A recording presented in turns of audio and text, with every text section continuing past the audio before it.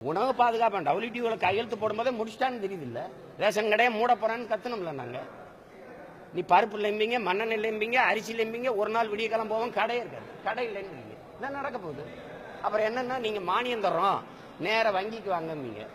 நாங்க கீழே கட்டிக்கிற லுங்கி மேல போட்டுக்கிற அங்கேயும் இல்லாத பயில்களை வங்கி பயில்களை பிடிச்சி வங்கிக்கு வான்னு இழுத்தடிச்சு கிடக்குறாங்க. வங்கியில போய் மானியத்தை கொடுப்பான், மானியத்தை வச்சுட்டு கடையில போய் வாங்கினேன். எங்க அண்ணாச்சி கடையில வாங்க முடியாது, பெரிய அண்ணாச்சி 2 பேர் இருக்கான், அதானி அம்பானி, அவங்க கடையில தான் வாங்கி சாப்பிடணும். வேணா நடக்குது. நீங்க செயல்பட்டா நல்லா இருக்கும் அப்படின்ற மாதிரி ஒரு சேர்ந்து செயல்படுறது என்பது எப்படின்னா, இப்ப நான் வந்து ஒரு ஆட்சி வரைவு வச்சிருக்கேன். நான் வந்து ஊழல் லஞ்சத்தை ஒழிக்கணுங்கிறேன், இந்த மாதிரி ஒழிக்கணுங்கிறேன். நான் கல்வி மருத்துவத்தை இலவசமாக கொடுக்கணுங்கிறேன். ஆடு மாடு வளர்த்தல், பட்டுப்பூச்சி வளர்த்தல், கோழி வளர்த்தல், மீன் வளர்த்தல், வேளாண்மை செய்தெல்லாம் அரசு பணியாக மாற்றணுங்கிறேன். இது ஒரு தத்துவம், இது ஒரு வேலை திட்டம். இதை ஏற்றுக்கொண்டு வர்றவங்களை தான் நம்ம இணைச்சிட்டு போக முடியும். அப்போ தேர்தல் நேரத்தில் சிலர் என்ன நினைப்பாங்கன்னா, வெல்ற கூட்டணி எதுவோ அதோட போயிடுவோன்னு நினைப்பாங்க. அவங்களோட நாங்கள் இணைய முடியாது. நாங்கள் ஜெயிக்கிற பக்கம் நிற்கிற ஆளுகள் இல்லை, நிற்கிற பக்கத்தை ஜெயிக்க வைக்கிற ஆளுங்க. அதனால இப்போ நாங்கள் என்னுடைய உடன் பிறந்தவன் வேல்முருகன், அண்ணன் சுப உதயகுமார், இன்னும் பல அமைப்புகள் இணைஞ்சு நாங்கள் எதிர்காலத்தில் அப்படி இணைஞ்சு இயங்கணுங்கிறத முடிவு எடுத்திருக்கோம். அதை இயங்குவோம். சார், இந்த 85% இடஒதுக்கீடு மேல்முறையீட்டு மனு வந்து அது செய்யும், எனக்கு முதல்ல தெரியும். அது செய்யாது, அது வந்து இது செய்யாது. நாங்கள் விரைவில் அதிகாரத்துக்கு வருவோம். நீதிமன்றத்தின் ஆணையை நாங்கள் அப்படியே மதிப்போம். நிர்வாகம் யார் கையில் இருக்கும்? எங்கள் கையில் தான் இருக்கும். நாங்கள் 95 விழுக்காடு எங்கள் பிள்ளைகளுக்கு இடத்த போடுவோம். நீங்கள் என்ன பண்ணுவீங்க? சும்மா ஏதாவது நீதி நம்ம என்ன கேட்குறோம்? நீதியை நாங்கள் மதிக்கிறோம். ஆனால் மதுக்கடைகளை மூட சொல்லுங்கன்னு நீதிமன்றத்துக்கு போகும்போது அரசின் கொள்கை முடிவில் தலையிட முடியாதுன்னு இந்த நீதிமன்றங்கள் சொல்லிச்சா இல்லையா?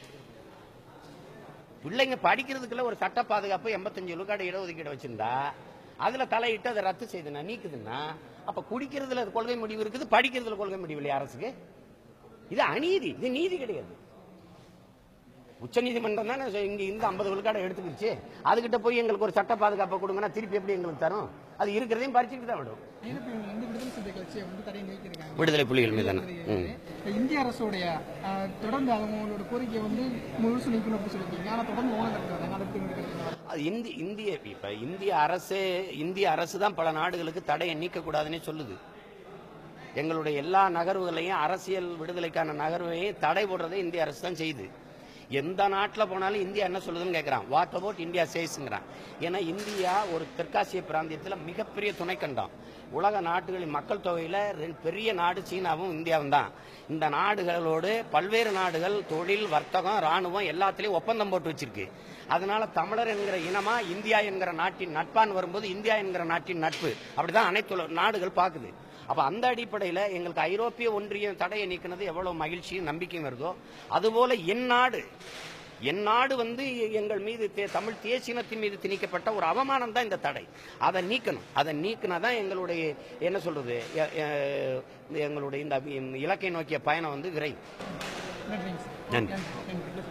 கர்நாடக அரசு வந்து இப்போ புதுசாக இன்னொரு அணைகளை கட்டுறதுக்காக அனைத்து கட்சி கூட்டத்தை கூட்டுவதற்காக ஒரு ஆலோசனை நடத்திட்டு உச்சநீதிமன்ற தீர்ப்பை மீறி செயல்பட்டு வருது. இது சம்பந்தமாக எடப்பாடி அரசு மோடியோட இதுவரைக்கும் எதுவும் வாய்ப்பு இல்லை. இப்போ கர்நாடக அரசு உச்சநீதிமன்ற தீர்ப்பை மீறுது, கேரள அரசு உச்சநீதிமன்ற தீர்ப்பை மீறுது. ஆனால் தமிழ்நாடு அரசு மட்டும் அப்படியே கடைபிடிக்கும், நீதிமன்றம் சொல்லிருச்சு அப்படின்ட்டு. ஒரு சொட்டு தண்ணீர் உச்சநீதிமன்றம் சொன்ன பிறகும் ஒரு சொட்டு தண்ணீர் தமிழர்களுக்கு கொடுக்க முடியாதுன்னு கர்நாடக அரசு சொல்லுது. அதுக்கு நீதிமன்ற நடவடிக்கை என்ன?